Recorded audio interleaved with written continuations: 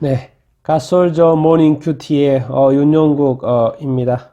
오늘 또 사도행전 말씀을 계속 이렇게 볼 텐데요. 오늘 사도행전 25장 13절에서 27절 이렇게 말씀을 이렇게 보도록 하겠습니다. 앞부분은 좀 설명하고 뒷부분의 말씀을 좀 나누고 싶은데요. 이제 사도 바울이 이제 베수도 총독 앞에서 이렇게 신문을 이렇게 받았는데 좀 이렇게 답을 못 찾았잖아요. 그 결과를 찾지 못 찾았는데 바울이 이제 가이사에게 로마 황제 가이사에게 상소를 해서 이제 그쪽에 로마로가 가이사에게로 이제 가게끔 되어 이렇게 있었지 않습니까? 그래서 근데 오늘 이제 그런 결정이 내려진 수일 후에 이제 아그리빠 왕과 버니게 여동생이죠. 버니게 여동생 이제 베스도를 찾아온 문안하러 온 가이사의 문안하러 온 내용부터 이렇게 시작을 이렇게 하는데요. 정말 이렇게 억울한 일들, 바울은 사실 이렇게 억울하죠. 예, 억울합니다. 유대인에게 고발을 당해가지고 죄도 없는데 자꾸 죄를 만들어서 죄인 취급을 당해져 있는 상황이고, 근데 유대인들은 왕 죄인이라고 하는데 이게 왕들은 계속 총독은 계속 재판을 해봐도 죄가 없는 것이죠. 이럴 때는 어떻게 해야 됩니까? 참 이 세상이 그렇습니다. 이게요. 이 불공정, 불공평 이런 걸 이 억울함을 참 누가 이렇게 해결해 줄 것입니까? 정말 이 어떤 이 권력이라는 것이 정말 올바르지 않을 때 이렇게 얼마나 많은 억울한 사람들이 옥살이를 하고 감옥살이를 하고 힘든 삶을 살 수 있는지를 한번 참 이런 상황들을 통해서 사도 바울의 어떤 상황을 통해서 이렇게 보게 되는데요.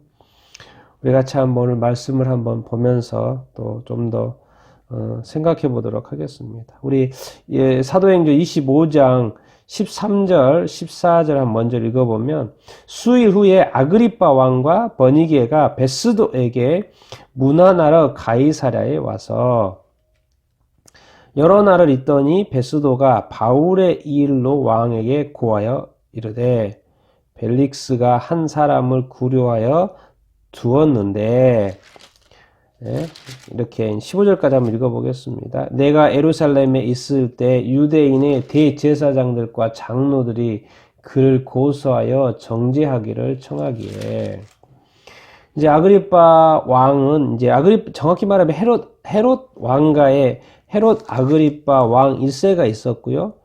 이제 그 다음에 거기 아들입니다. 여기 정확히 말하면 헤롯 아그리빠 2세죠, 2세. 그 아들의 2세.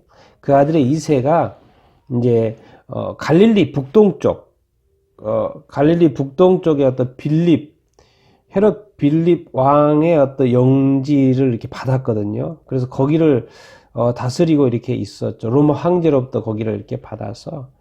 그래서 이제 나중에 네로가 우리가 너무나 잘 아는 네로 황제가 이제 황제가 되잖아요. 네로가 로마 황제가 되잖아요. 그래서 이제 아마 이 당시에는 한 AD 59년경으로 되어 있으니까 네로는 한 54년경, AD 54년경에 네로 황제가 됐잖아요. 그래서 나중에 네로 황제가 또 갈릴리 지역의 일부를 또 이 아그리빠 왕 2세에게 또 이렇게 줍니다. 그래서 지금 갈릴리 중심으로 약간 위쪽으로 이렇게 이제 아그리빠 왕 2세가 지금 다스리고 있는 것이죠. 로마 총독의 어떤 위임을 받아서 아그리빠 왕이 있는 것이고, 이 버니게는 이제 그 여동생이 한 살 어린 걸로 알고 있는데, 한 살 어린 여동생이 이제 어떤 이혼을 하고 와가지고 이제 아그리빠 왕과 함께 살고 있는 상황이었던 것 같아요. 그래서 같이 이제 베스도 총독이 부임을 했기 때문에 이제 인사하러 온 것 같아요. 베스도 사실 얼마 2년밖에 총독에 있지는 않았는데, 어쨌든 그런 어떤 베스도 이렇게 문안하러 이렇게 왔고 가이사랴로 왔다고 되어 있죠. 베스도 총독이 벨리스 때 이 구류되었던 이 바울에 대한 이야기를 하면서 예루살렘에 있을 때 유대인의 대제사장들과 장로들이 고소를 했던 이야기. 그래서 지금 바울을 이렇게 지금 이렇게 신문을 했던 이야기, 고소를 해서 자기도 신문을 해봤던 이야기가 16절부터 쭉 22절까지 이야기가 나옵니다. 그래서 자기가 한번 불러봐가지고 해봤는데 이런 이야기를 해요. 이 18절, 19절 보면 원고들이 서서 내가 짐작하던 것 같은 악행의 혐의는 하나도 제시하지 못하고 아니하고 오직 자기들의 종교와 또는 예수라 하는 이가 죽은 것을 다시 살아있다고 바울이 주장하는 그 일에 관한 문제로 고발하는 것뿐이라. 그러니까 악행을 찾으려고 해도 악행을 찾은 게 쉽게 말하면 로마의 법의 어떤 기준에서의 악행을 찾는 것이죠. 그러니까 근데 악행이 없어요. 아무리 혐의를 들어도 고발하는 내용을 들어봐도 악행이 없는 거죠. 결국 보니까 유대교의 어떤 종교 이야기 같고 거기에 어떤 예수라는 사람이 죽었다가 부활했다라는 거, 살아있다, 죽었는데 부활했다라는 그 예수 부활 이야기만 한다라는 거예요. 이거 가지고 고발이 됐는데 이거는 혐의로 이렇게 인정하기가 쉽지 않다라는 것이죠. 이 베스도의 입장에서는 베스도의 입장은 뭐죠? 로마인의 입장, 로마 법의 입장. 이렇게 인인가요. 그래서 이렇게 고민을 많이 하고 있었는데 이때 이제 아그리빠 왕과 아그리빠 왕이 찾아온 거죠. 그래서 아그리빠 왕에게 이제 또 한번 이런 제안을 이렇게 해보는 거예요. 그런 내용이 이제 27절까지 한번 23절 한번 읽어보면 이튿날 아그리빠와 버니게가 크게 위험을 갖추고 와서 천부장들과 시중의 높은 사람들과 함께 접견 장소에 들어오고 베스도의 명으로 바울을 데려오니. 그러니까 이제 아그리빠 왕이 듣고 싶다 그랬거든. 자기도 한번 들어보고 싶다고. 그래서 이제 불러오는 거죠. 이튿날에. 그래서 아그리빠 왕과 버니게가 등장을 이렇게 하고요. 또 천부장과 또 시중에 높은 사람은 보통 이제 시의원이라고 하겠죠. 거기에 있는 시의원들을 좀 같이 높은 사람들을 이렇게 불러서 이제 접견 장소에 들어오고 베스도도 이제 바울을 데려오라고 말을 이렇게 해서 이제 모인 거죠. 이제 그래서 24절 25절 읽어보면 베스도가 말하되 아그리빠 왕과 여기 같이 있는 여러분이요 당신들이 보는 이 사람은 유대의 모든 무리가 크게 외치되 살려두지 못할 사람이라고 하여 예루살렘에서와 여기서도 내게 청언하였으나 내가 살피건대 죽일 죄를 범한 일이 없더이다. 그러나 그가 황제에게 상소한 거로 보내기로 결정하였나이다. 이제 아그리빠 왕이 와 있고 거기에 여러 사람들이 와 있으니까 여기에 있는 여러분들이요. 유대인들이 말하는데 살려두지 못할 사람이라고 자꾸 말을 한다는 거예요. 그래서 이제 청원을 했는데 25절을 보니까 내가 살펴보니까 죽일 죄를 범한 일 없는데 자꾸 죽여야 된다고 말을 하는 거예요. 어?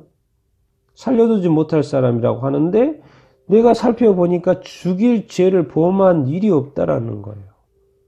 이거 어떻게 해야 됩니까? 그런데 또 황제에게 상소를 했다는 것이죠. 그래서 26절, 27절에 보면 그에 대하여 황제께 확실한 사실을 아랠 것이 없으므로 신문한 후 상소할 자료가 있을까요? 당신들 특히 아그리빠 왕 당신 앞에 그를 내세웠나이다. 그 제목도 밝히지 아니하고 죄수를 보내는 것이 무리한 일인 줄을 아나이다 하였더라. 이제 자기 자신이 베스도 총독이 답을 뭔가 이렇게 죄목을 찾아보려고 해도 못 찾았어요. 근데 마치 지금 아그리빠 왕이 왔으니까 아그리빠 왕 앞에서 다시 한번 이렇게 신문을 하면서 상소할 자리를 좀 찾고 싶었던 것 같대요. 베스도 총독이. 왜냐하면 27절에 말하면 그 제목도 밝히지 않고 죄수를 황제한테 보낸다는 게 말이 사실 안 되죠. 죄목이 없는데 뭐죠? 재판정에 선다? 그럼 앞뒤가 맞지 않죠. 죄가 없으면 당연히 재판정에 설 수가 없는 것이죠. 그러니까 이게 베스도 총독에 있어서 아주 답답하고 그래서 이제 어떻게 보면 아그리빠 왕에게 뭔가 좀 상소할 자료를 제목을 좀 혹시 찾아내 보려고 하는 아그리빠 이렇게 와. 이런 걸 보면은 지금 무슨 생각이 듭니까? 예수님께서 유대인들에게, 이 유대인들이 고발을 예수님을 했지 않습니까?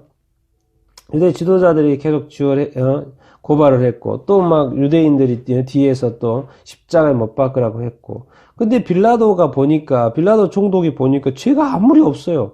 그러니까 자기가 손을 씻으면서 나는 여기에 나는 여기에 상관없다라고 자기가 뒤로 발 뺄 정도로 죄가 없었다는 거예요. 그런데 예수님 어떻게 됩니까? 십자가 못 박혀 죽죠. 죄가 없는데 총독이 나는 여기서 빠진다고 하면서 뒤로 빠졌는데도 결국에는 어떻게 됩니까? 예수님이 십자가에 못 박혀 죽습니다. 지금 사도 바울도 똑같아요, 지금. 계속, 총독들이 계속 신문을 해도 답이 없어요. 근데 유대인들은 계속 주장해요. 계속 고발해요. 고발하고. 총독의 입장에서는 죄가 없고. 이제 황제까지 상소했는데 죄가 없어요. 이를 어떻게 해요? 그런데 지금 사도 바울은 억울하게도 계속 감옥에 갇혀 있고, 계속 변증을 하고 있고, 변론을 이렇게 하고 있고. 어떻게 보면 이 한 사람의 어떤 바울이 싸우는 이 긴 싸움들. 그러니까 바울은 잡히고 나서, 가이사랴 한 2년 정도 있다가 지금 로마로 이렇게 가지 않습니까? 그 2년 동안 있으면서 끊임없이 변증을 해 도지만 결국은 답이 없으니까 바울은 결국 스스로 자기가 먼저 여기에 있다가는 또 죽을 것도 같고 끊임없이 그들을 죽이려고 하니까 결국에는 로마 황제까지 상소하게 되는 참 이런 억울한 일들이 없어야 되는데 이상하게 이 세상에서는 권력에 의해서 또 어떤 지도자들에 의해서 유대의 어떤 지도자들에 의해 있는 것처럼 이런 억울한 일이 사실 없어야 되는데 이런 일들이 이 세상에 이렇게 있습니다. 참이 그러고 보면 진짜 이 하나님이 필요하고요. 이 오직 정의로 판단하는 사실로 판단하는 진실로 판단하는 만약에 지금 현재 이 베스도 총독 앞 아그리빠 왕의 자리에 예수님이 앉아 있고 하나님이 앉아 있다면은 정확한 판결이 내려지겠죠. 이것은 무엇입니까? 인간의 어떤 법정은, 인간의 사회는, 인간의 재판장은 뭐죠? 문제가 있다는 것이죠. 치우친다는 것이죠. 이건 뭘 대변합니까? 이제 이것이 아닌 진짜로 완전한 완벽한 하나님의 재판, 예수님의 재판 있을 것을 연결시켜서 우리가 생각할 수 있어야 되겠죠. 지금은 억울한 일이 있어도 나중에는 억울한 일이 절대로 없습니다. 왜? 사실대로 판단하고 재판할 거기 행한 대로 재판할 것이기 때문에 그렇습니다. 이렇게 없는데 이렇게 죄가 없는데 죄수 취급받는 일은 없을 것입니다. 참 이 땅에 억울한 사람들에 대한 어떤 마음이 있고 또 이런 일이 없어야 되겠는데 또 이런 억울함이 또 풀어졌으면 좋겠고 그래서 정말 정의대로 공평하게 공정한 어떤 재판에 또 우리나라 재판도 그래요. 반드시 재판하고 왜 지금까지 그렇게 법을 공부해가지고 법대로 재판 안 하면은 그거 되겠습니까? 우리나라의 어떤 사법부가 정말 어떻게 보면 독립되어서 제대로 된 재판을 좀 하기를 간절히 이렇게 또 바라고 또 우리 사회가 또 그런 어떤 억울함이 없는 정말 법에 제소했을 때는 정말 뭔가 공정을 기대하고 한 거 아니겠습니까? 없는 죄도 찾아내고 숨겨진 죄를 찾아내는 거죠. 그리고 정말 제대로 이렇게 재판하고 또 우리가 또 그런 어떤 보장을 받는 그런 대한민국이 또 되기를 또 소망해 보고 이렇게 간절히 소망해 봅니다.